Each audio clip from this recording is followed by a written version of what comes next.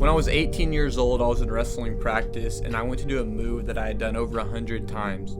I went up in the air, and I came down to do a roll, and I landed on the top of my head. When I hit the top of my head, I lost feeling throughout my whole body. My C3 and C4 vertebrae smashed into each other, causing that disc in the middle to go into my spinal cord, which left me laying on the mat motionless. Proverbs 14:23 reads, "All hard work brings a profit, but mere talk leads only to poverty." So I was asked to come speak at my old high school, and I had 10 days to prepare. I was given 10 days to write a speech and get to the school and inspire some kids to, live their life better and reach that next step and help them grow their relationship with Christ. And it was the night before, so 9 days had gone by, and I still had no content that I felt was worthy of me giving to these kids. And so I didn't know what to do, and I was praying about it, asking God what I should speak about, what should be my main topic. And I started going back through all my old videos. I looked at the times when I was in ICU, unable to move. I looked at the footage of me learning how to walk again. I looked at the footage of me grabbing a ball and throwing it as far as I could, which was only about a foot, 2 feet. And I go through all these videos and watch my recovery video, and I come across this video. It's a YouTube video, and it's a news report that was done over me. The Cushing wrestler's future. It was uncertain after a severe injury during practice last month. Today, we've learned, though, that he is making unbelievable progress. News 9's Tiffany Liu is live from OU Medical Center with his story tonight. Tiffany? And the reporter asked me, she said, "Billy, what's gonna get you through this? What are you gonna lean on? Like, what's your thought system in this?" And I replied back with a small phrase, and I said, "Hard work pays off." What Billy has learned on the mat 19 seconds. Might be in the running for fastest fall. is helping him in recovery. Hard work pays off. But that was my belief system. Hard work pays off. And everything I had done up to that moment in wrestling, in athletics, in family, in schooling, everything had gotten me this far was hard work. And so I stayed true to what I'd done my whole life. Hard work pays off, and that's what I was gonna do. And so the first thing you gotta do is you gotta find that backbone. You gotta find what's worked for you in the past, what's gotten you to where you're at now, and then find it and stay true to it. And so it was hard work for me. Hard work had gotten me this far, so that's what I was gonna stay true to and keep pushing towards. And so I was at OU Medical Center in ICU for 8 days. I was then moved to the trauma floor for another 5, and then I was flown to Craig Rehab Center. It's a spinal cord rehabilitation and traumatic brain injury rehabilitation center in Denver, Colorado.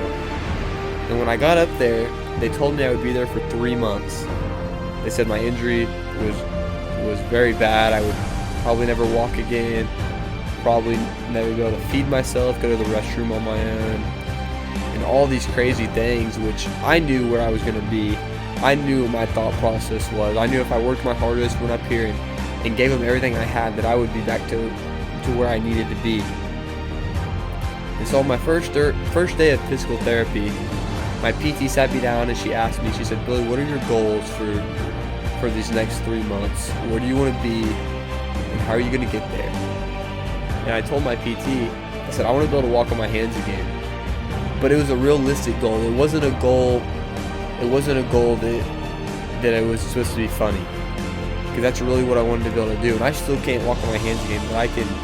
If you look at me, you would never guess that I was a spinal cord injury, that I was supposed to be a quadriplegic for the rest of my life. The doctors told me I would never walk again. I'd never be able to feed myself, go to the restroom on my own. But that was my goal. And I heard this guy say one time, he said, "I'd rather you dream big or dream high and miss instead of dream low and hit." Because when you dream low and you just do what you think you can do, you never know if you could have done more. If there's something else you could have put out there, something else you could have done to maybe get that. And so I dreamed, the biggest thing I thought I could do at that point was walk on my hands. And so that's what I started working towards. I started working towards getting stronger, learning to walk on my feet, getting my motions down of left foot, right foot, my sway back, getting my ankles to move up and down, my fingers to move. And so that's the first thing you have to do. You have to create your mindset. Go back to that, what's given you success in the past. Mine was hard work. So I said hard work pays off. The next is set that goal. You got to say it. You got to let it be known. You can't be embarrassed about it. And you can't be ashamed about it. And you've got to believe it yourself. And mine was hard. I'll walk on my hands again. And I believed it with my full heart when I said it in that rehab facility, as I'm going to walk on my hands again. And my PT, she wasn't too sure about it. My mom wasn't too sure about it. It was kind of a joke to them. But it was something that I wanted to do, and I'd set my mind to, and I was going to push forward. And I wasn't focused on learning to walk again. I wasn't focused on learning to move my fingers right again. I was on the big picture. I was on getting my degree, doing the things that average people are trying to do, not doing the things that a quadriplegic's trying to do. If I'm trying to only do the things that a quadriplegic's trying to do, or paraplegic, if I'm trying to win a race against a bunch of other quadriplegics, yeah, I may be the best out of the quadriplegics, but I want to be the best of the best, not just the best of the worst, in a way. So I set my goals as the same as someone who is in the wrestling room that may say, I want to be able to walk on my hands at the end of the year. And so nothing changed. And you have to be the first person to believe it. Because if I want you to do something, it doesn't matter how bad I want you to do it. If you don't want to do it yourself, there's no point in you doing it. Because if you don't believe it, it won't happen. If it does happen, it won't feel as good, and it won't be all the work you put in won't be worth the outcome that you get out of it. And then the next thing, so after you get that belief of hard work pays off, you go back to what gave you success in the past. You set that goal of, I want to walk on my hands again. I want to buy a new car. The next thing, the hardest step, that this is where everybody fails and they quit, is you've got to go out there and do it. And you've got to go out there and you've got to fail, and then you got to fail again and again and again until finally something starts clicking. It starts happening. It starts working. You know, the mechanics start flowing together and everything starts working, and all this hard work you've been putting in for the past year and a half, month, I don't know how long it's been. It may take you 2 weeks, or it may take you 2 years or 2 decades. You start seeing all these things work together, and all this hard work you've been putting in this whole time is starting to pay off. You're starting to see improvements. You're starting to see stuff that you've never seen, that people told you would never happen. And when you start seeing things that people said would never happen, and people said you were crazy for even believing that, that's when you know there's something else there with you. That's when you know that hard work creates the profit. Because everyone will talk about it. Everyone will say they're going to go to the gym. Everyone says they want to win the Olympics, be the president. But mere talk leads only to poverty. Because if you only talk about going to work, but you don't actually show up to work and work your hardest, you're never going to get paid. Because actions speak a lot louder than words. And so now I was in a place where I could accomplish all these goals. Craig Rehab. They had all the facilities. It's one of the best spinal cord rehabilitation centers in the world. And I was at this place. I knew if I just worked my hardest, that I would achieve my goal. And so now it was time to put in the work and not be afraid to fail. Not be afraid to go out on a limb. Not be afraid to work my hardest, even if it meant failing sometimes. And so that's exactly what I did. And so every day I got a little bit better. Every day I saw improvements that I didn't see the day before. There was mornings I'd wake up and I'd be able to just move my ankle with no gravity against it. And that was something I couldn't do the day before. Wiggle my fingers, wiggle my left toe. And there was this one in particular moment I remember, where there was this 9-hole peg test. So it's a small square with 9 holes in it and 9 toothpicks. You pick up the toothpicks and you put them in the holes. And you're on a timer. And so I did it with my left hand, because when I was in rehab, my left side recovered a lot quicker than my right.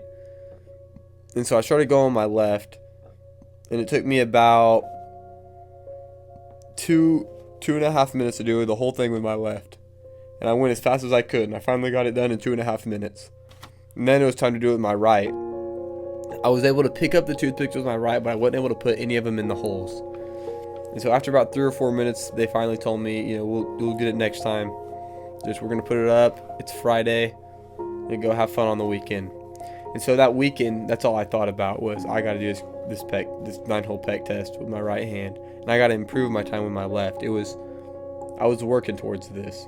And so when we went to the movies, I only ate the popcorn with my right hand. I would just pick up the popcorn with my right hand and eat it. I would drop it on my shirt. I'd pick it up with my right hand. And that's what I focused on, picking up my drinking with my right hand, reading the menu, just only holding it with my right hand, getting on my phone and texting someone, plugging my phone in to charge it. Everything I did, it was with my right hand because I was trying to improve. I wasn't just improving whenever I was with my PT or my OT or my weight trainer.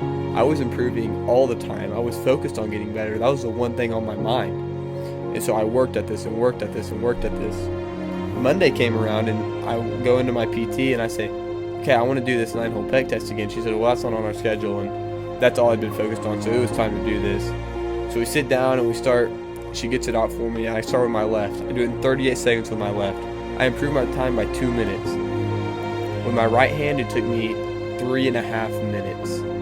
So I went from not even able to put them in the hole in 3 to 4 minutes to being able to put all of them in the hole, take them all out in 3.5 minutes. And that's just improving and seeing those small improvements. That's not even a big thing. But to me, I saw that Friday I couldn't even do it. I put in all this work over 2 days, and then Monday I came back and did it, and it made all the difference in the world.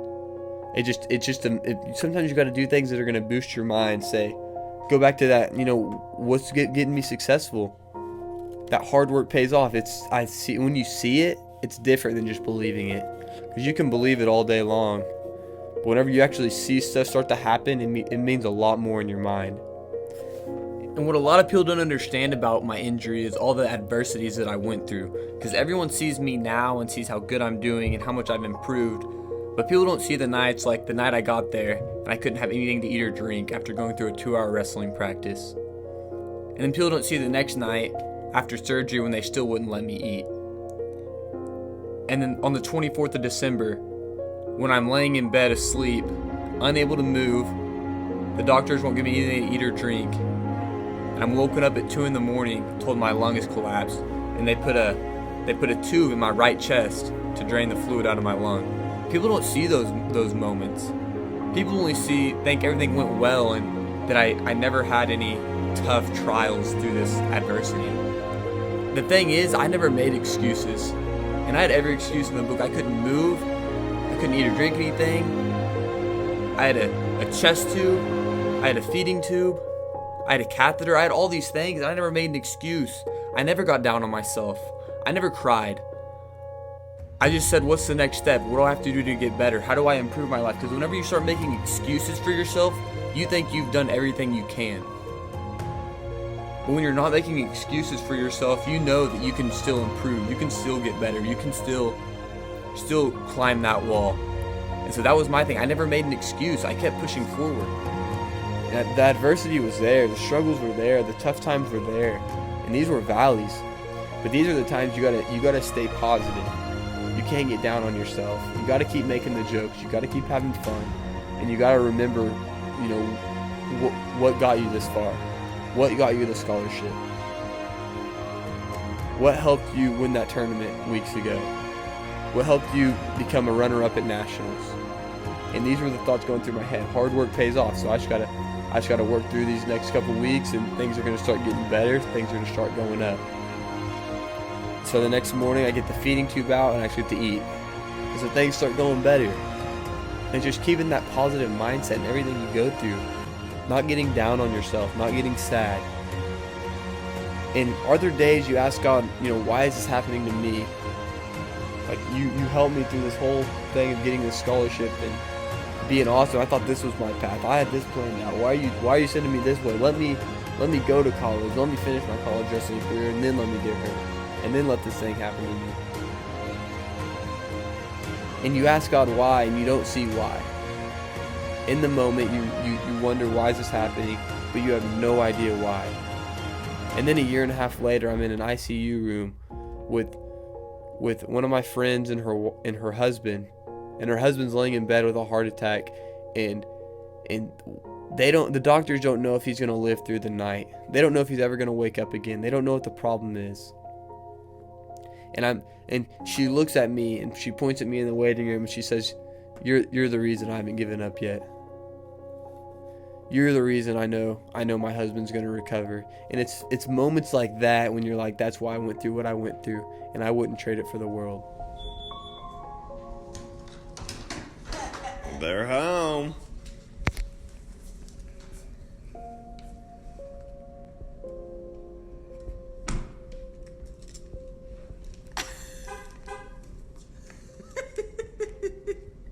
There's Billy. Survived. We're glad you're here. Mwah.